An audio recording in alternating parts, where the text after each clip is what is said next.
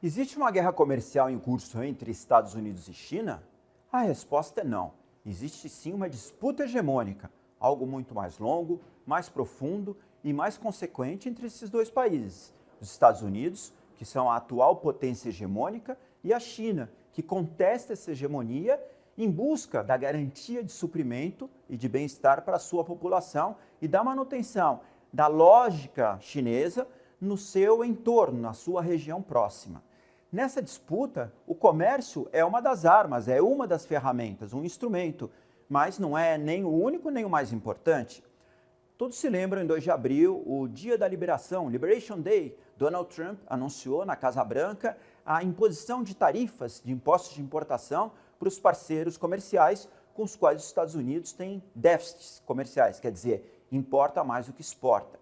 Daquele dia em diante, as tarifas com a China aumentaram muito, foram escalando e chegaram até 145%, no caso dos Estados Unidos para produtos chineses, e de 125% no caso de produtos americanos enviados para a China. Até que em 11 de maio houve uma trégua e os dois países rebaixaram essas tarifas, os Estados Unidos 35%, a China 10%, pelo menos até agosto, 90 dias de trégua, e com isso as expectativas do mundo inteiro, e principalmente dos que negociam entre China e Estados Unidos, se acalmaram e se retomou uma certa neutralidade, uma normalidade nas relações comerciais entre os dois países. Até que outras medidas começaram a ser tomadas, não tarifárias, mas que atrapalham esse fluxo bilateral e que evidenciaram essas questões mais profundas, a disputa hegemônica, não a guerra comercial.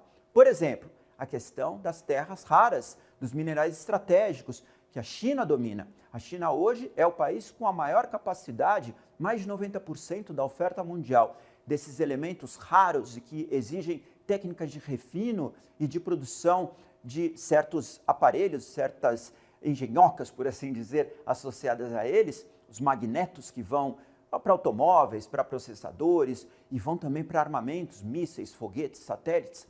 A China controla a produção desses elementos, o refino deles e esses pequenos apetrechos. 7 deles, 6 de uso civil e militar e 1, o samário, de uso exclusivo militar, ou principalmente militar. Pois bem, Donald Trump se enraiveceu com esta sustação, com esta paralisação do envio dessas terras raras da China para os Estados Unidos. E do lado americano, houve a interposição de limitações ao comércio com empresas que usam inteligência artificial chinesa, bem como a revisão dos vistos para estudantes chineses nos Estados Unidos, 270 mil estudantes aproximadamente só no ano passado.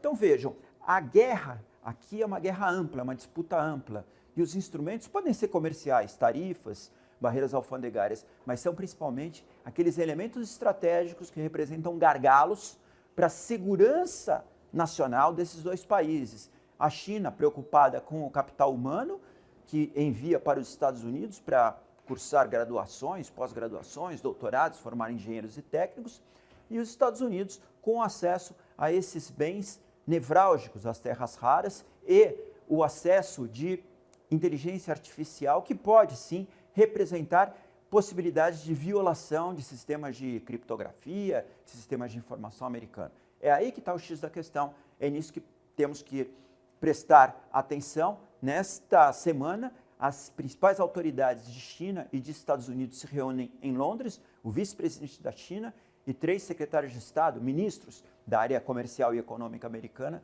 com esse vice-presidente chinês e a sua delegação, para encontrarem uma fórmula que garanta a normalização dos fluxos, pelo menos nos próximos meses, até o final daquela trégua previsto para agosto, e daí em diante esperamos uma retomada do comércio em bases estáveis entre Estados Unidos e China.